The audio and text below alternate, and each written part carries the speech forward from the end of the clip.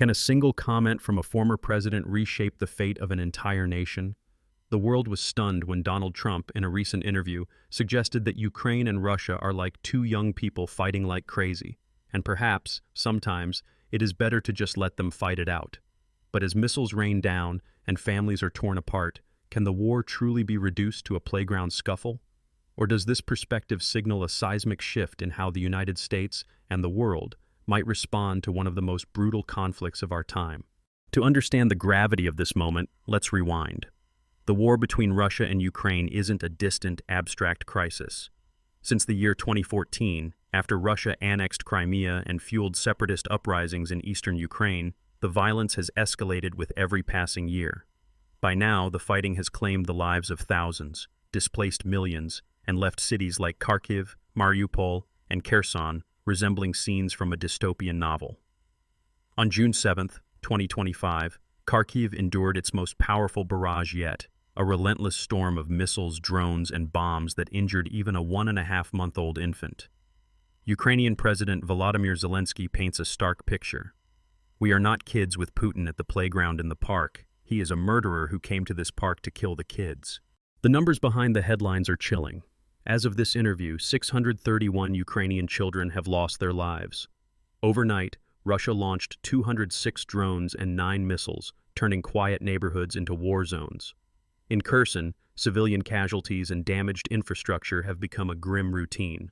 As Ukrainian Foreign Minister Andriy Sybiha put it, Russia has responded to its destroyed aircraft by attacking civilians in Ukraine. The reality unfolding on the ground is not a slow-burning, faraway feud. It is a daily fight for survival, dignity, and the future of a nation.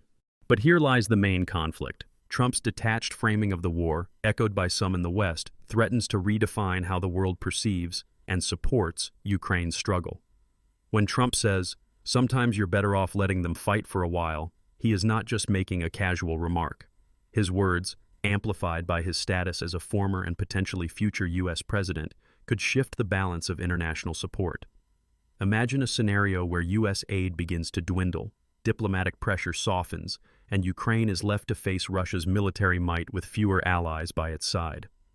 Kharkiv's mayor, Ihor Terekov, warns, "Kharkiv is currently experiencing the most powerful attack since the start of the full-scale war."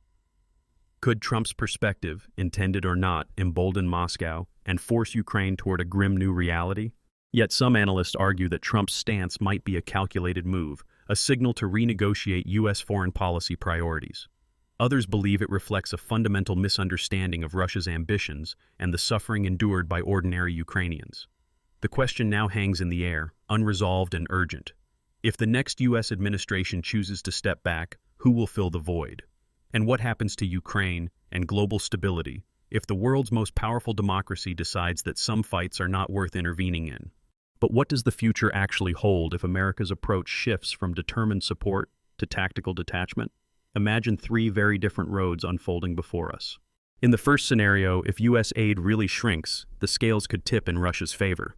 With fewer American weapons, intelligence, and financial resources, Ukraine may be forced into making painful compromises, territory lost, sovereignty diluted, and hope for a just peace slipping further away.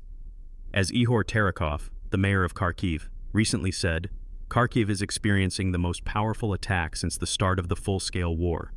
Without international backing, scenes like this could become tragically common, not only in Ukraine but across the region. Another possibility, the shock of reduced U.S. involvement jolts Europe and other Western allies into action. Maybe Germany, France, and the United Kingdom ramp up support to fill the void, pushing for tougher measures against Moscow. Political pressure, both domestic and international, could even force a U.S. policy correction, restoring some balance. As Friedrich Merz, the German chancellor, put it, Trump is the pivotal figure to pressure Russia and halt the war. What that pressure looks like, though, remains uncertain. Or imagine a grim third path, a drawn-out stalemate. Without decisive support or diplomatic breakthroughs, the war could grind on for years, leaving more cities like Kherson and Kharkiv in ruins. A 1.5-month-old baby was among the injured in June's attacks, a reminder that every day of indecision costs lives and futures. For viewers around the world, this isn't just a distant geopolitical chess game. The lessons here are direct and urgent. First, global security isn't a spectator sport. What happens in Ukraine will echo in Asia, Africa, and the Americas. The erosion of support for one embattled nation can become a blueprint for aggressors elsewhere. Today Ukraine, tomorrow Taiwan, or another flashpoint. Second, never underestimate the power of public debate. Leaders respond to voices at home. What you discuss, share, and amplify online or in conversations can sway the narrative, and indirectly, policy decisions thousands of miles away. As President Zelensky warned, inaction from the world community risks becoming complicity. Third, seek out nuance. If you hear someone compare a brutal invasion to a playground scuffle, know that oversimplification serves no one, especially not those whose lives are on the line. Behind every statistic, like the over 600 Ukrainian children killed, is a shattered family, a grieving father, a community forever changed. So, what's the true answer to our opening question? If America steps back, what will happen to Ukraine and to global stability itself? The harsh truth is that any wavering from Washington will send shockwaves across continents. It could embolden aggressors, fracture alliances, and escalate human suffering.